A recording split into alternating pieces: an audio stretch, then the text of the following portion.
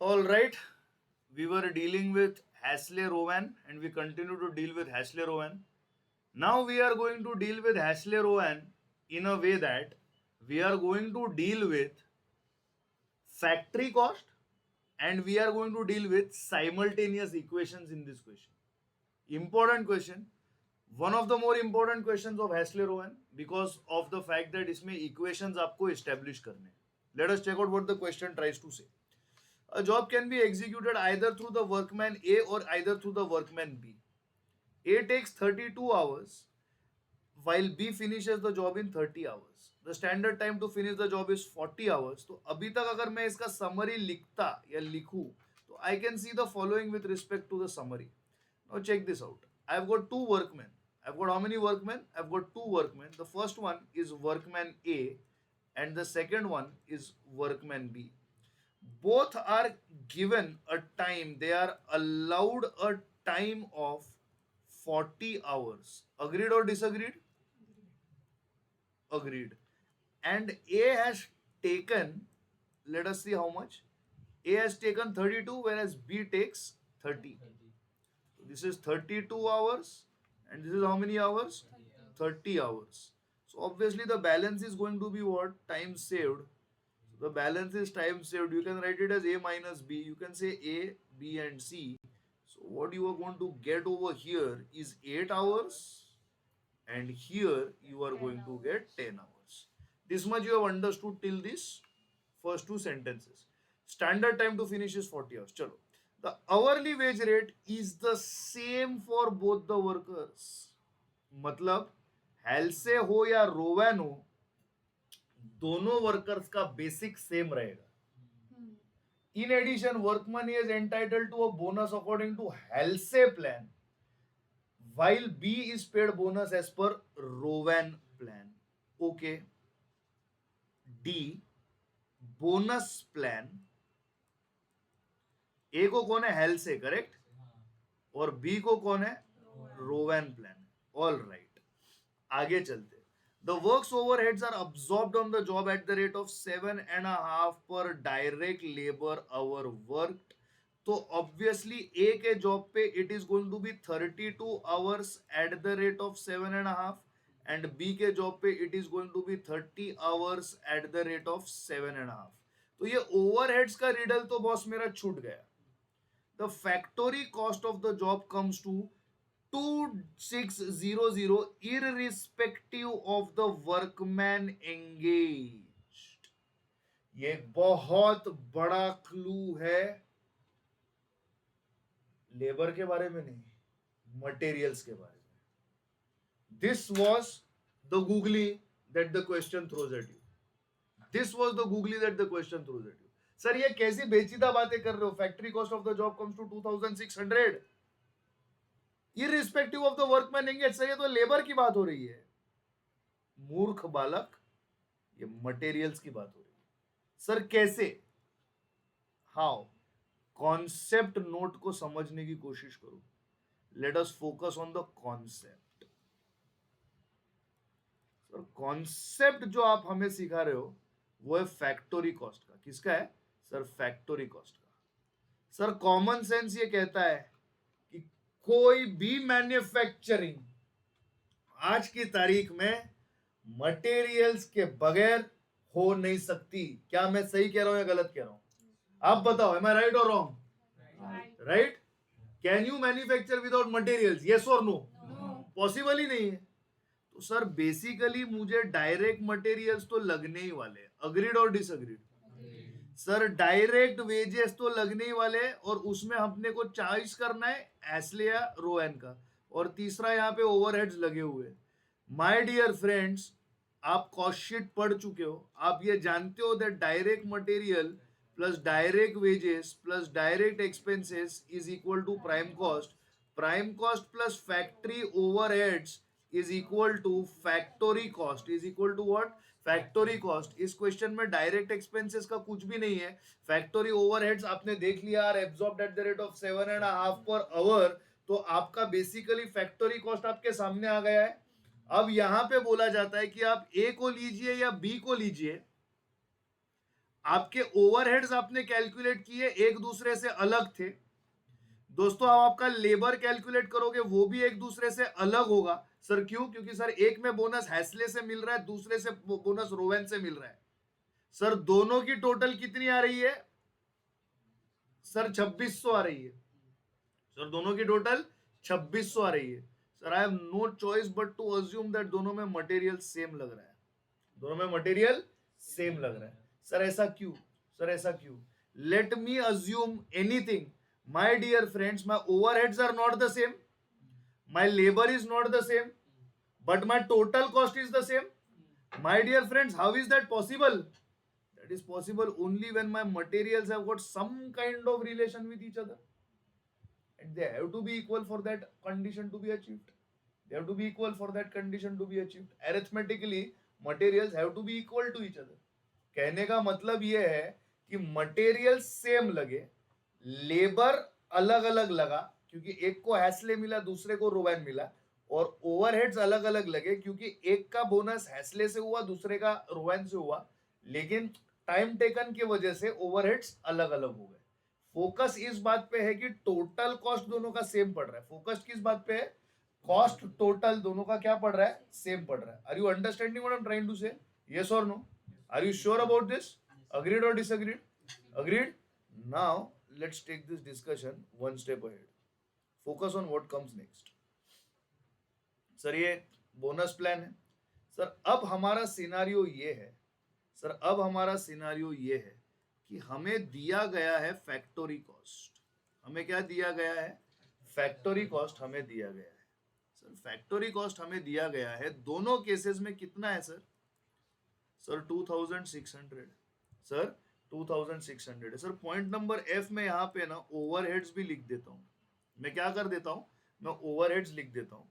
Sir overheads are how many hours? 32 hours at the rate of 7.5 per hour, and here they are 30 hours at the rate of 7.5 per hour. So what is 32 multiplied by 7.5? Sir, it is 240. And what is 30 multiplied by 7.5? It is 225. Do I make myself clear? Sir, let the materials be x. Let the materials be x. Sir यहाँ पे question में क्या ऐसा दिया गया है क्या कि they have got the same wage rate? Yes sir, यहाँ पे दिया गया है, बट सर आप हमारे लिए हाईलाइट कीजिए। कर दिया। Hourly wage rate is the same for both the workers. Sir इसके कारण मैं एक ब्लैंकेटेड स्टेटमेंट मार सकता हूं, let the ways rate be rupees y per hour. Let the wage rate be rupees y per hour. My dear friends, do you agree to the statement that direct material plus direct labor plus overheads is equal to factory cost? Do you agree? Yes sir, I agree.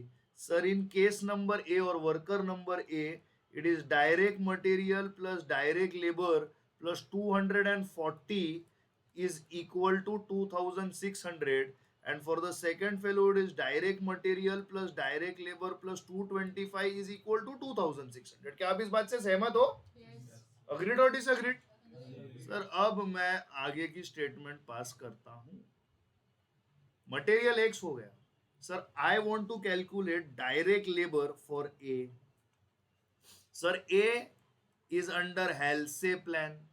Sir, under Halsey plan, A will be time taken multiplied by time rate plus half multiplied by time saved multiplied by time rate. Does this make sense? Yes or no? Sir, my time rate, I am going to take it as how much? Rupees y per hour. Rupees y per hour. Sir, time taken for my worker A is 32 hours. So it is 32 hours at the rate of y per hour plus half multiplied by. Sir, time saved. Sir, time saved is also calculated by us. It is how much? 8 hours. So, sir, here I will write 8 multiplied by y per hour. Sir, I don't know what is the total of direct labor. Sir, I don't know what is the total of direct labor, but sir, I will certainly make it as easy as possible for myself, and I will write this as 36y. For whom? For A. My dear friends, direct labor for B is under Rowan's plan. So if I go by Rowan's plan, my direct labor will be time taken multiplied by time rate plus time saved upon time allowed multiplied by rate multiplied by time taken. So sir, here in this question for B, if you notice, the time taken is 30 hours. Sir, it is at the rate of y per hour because both are given the same rate. Sir, time allowed is 40, 30 is taken, so obviously 10 is saved multiplied by 30. Can I say that this is 30y plus 1 upon 4 multiplied by 30 is 7.5, 30 divided by 4. So it is 30y plus 7.5y, which is equal to 37.5y. That is what? That is Rowan's plan के under के direct wages for B. For B. My dear friends, आज मेरे पास एक चेहरा आ चुका है. Sir, यहां पे मैं 36y लिख सकता हूं और यहाँ पे कितना था 37.5y. अब मैं यहाँ पे लिख सकता हूँ, क्या लिख सकता हूँ? 37.5y में यहाँ पे लिख सकता हूँ. Let the materials be x. Sir, आपके आंखों के सामने हमने एक बना दिया है साइमल्टेनियस इक्वेशन. अग्रीड और डिसअग्रीड? साइमल्टेनियस इक्वेशन आपके आंखों के सामने खड़ा हो गया, लेकिन ये भले मैंने यहाँ पे लिखा होगा पर मैं इसे अच्छे से आपके लिए प्रेजेंट करूंगा, मतलब जब आप रीड करेंगे आपके नोटबुक में. Hence can I say from above for worker A, वापस लिख रहा हूं, direct material plus direct labour plus factory overheads is equal to what? Factory cost. Can I say direct materials is x, direct labor is 36y, factory overheads are 240 and factory cost is 2600. Sir, don't be fooled. 240 को चुपचाप बाजू में लेके जाओ. So 2600 minus 240 is how much? 2360. Sir, x plus 36y is equal to 2360. Sir, equation 1 बन गई. Sir, for worker B. Sir, for what? For worker B, direct material plus direct labor plus factory overheads is equal to factory cost. Sir, ये हम x लेंगे. Sir, ये हमारा 37.5y था और ये हमारा 225 था और ये 2600. Sir, x plus 37.5y. Sir, अब 225 वहां पे जाएगा, 2600 माइनस 225. सर, ये हो गया 2375. सर, ये मेरे हाथ में इक्वेशन 2 आ गया.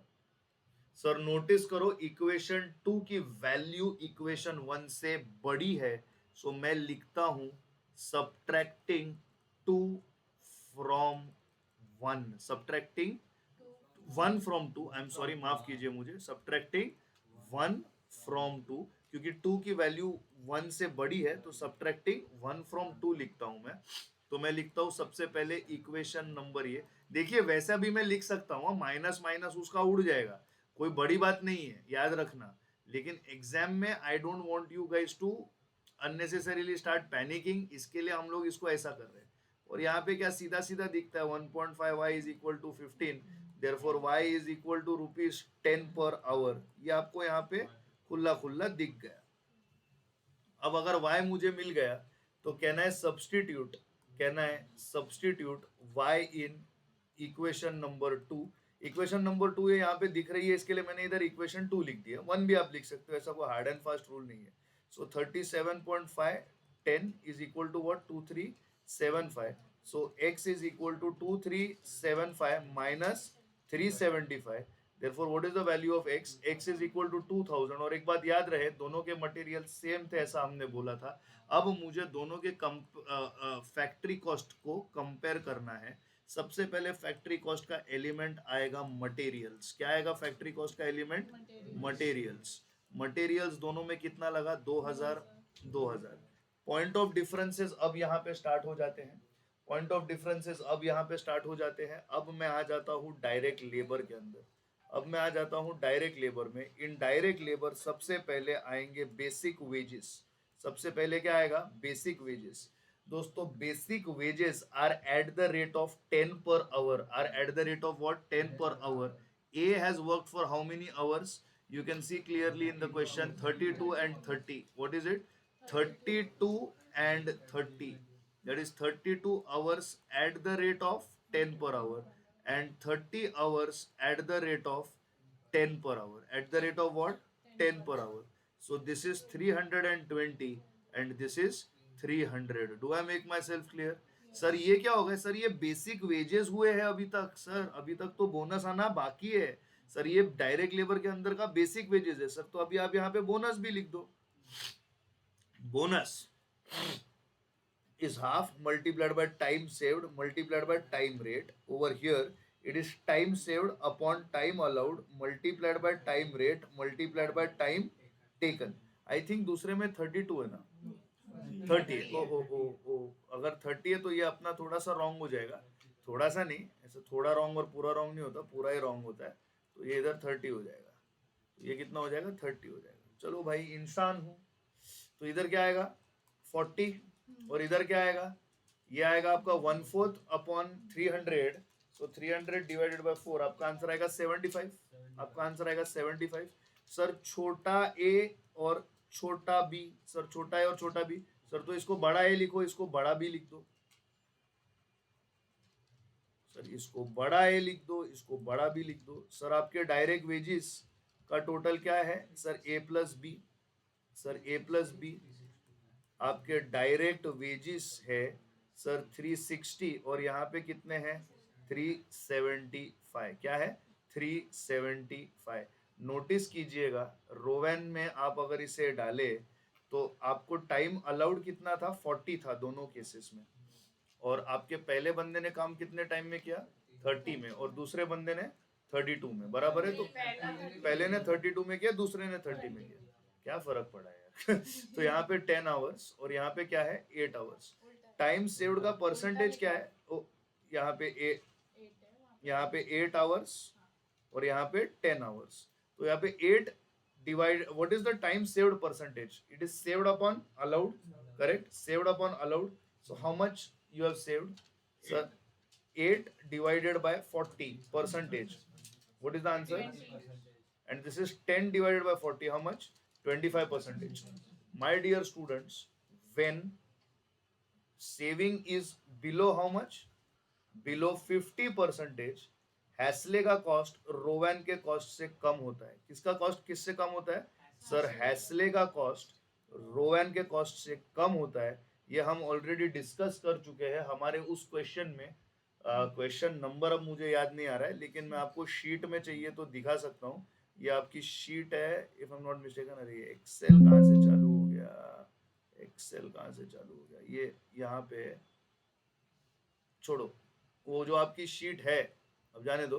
वो जो आपकी शीट है, उस शीट में अगर आप देखेंगे तो you know वो क्वेश्चन नंबर आपको मिल जाएगा. And it is a great valuable input for you know that 50% वाला. तो यहाँ पे उस क्वेश्चन का एक कॉन्सेप्ट रिवाइज हो गया है. तो चलिए यहाँ पे मटेरियल्स, लेबर और पॉइंट नंबर सी क्या होगा हमारा? Overheads. Overheads are at the rate of 25. Correct? They were at 27.5. तो पहले वाले को इसमें कितना था? यहाँ पे हमने कैलकुलेट किया है, no need to do it again.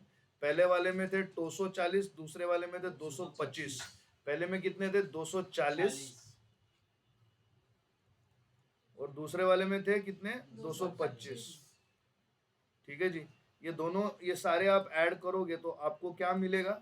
Sir फैक्टोरी cost मिलेगा मेरे को बड़ा ए प्लस बड़ा बी प्लस बड़ा सी, ये बड़ा सी।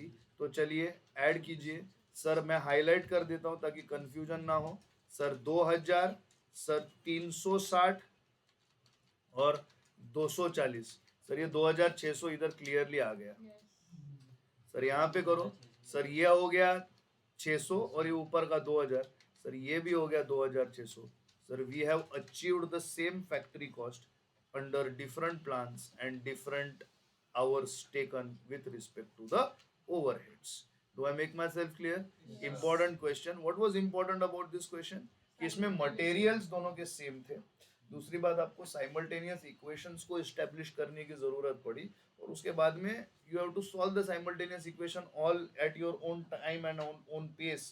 And अभी तक जो है ये question has appeared only in RTP. Surprising, it has not been asked in exam so far.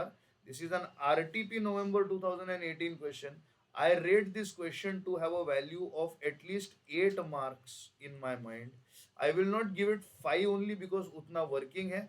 10 का शायद दम ना हो अगर पेपर डिफिकल्ट हो, लेकिन 8 मार्क्स के लिए जरूर आ सकता है। सर ऐसा कैसा, किसने बोला सारा क्वेश्चन 10 मार्क का आता है? इंस्टीट्यूट है ये, जब चाहे सरकार गिरा सकती है, जब चाहे सरकार बना सकती है।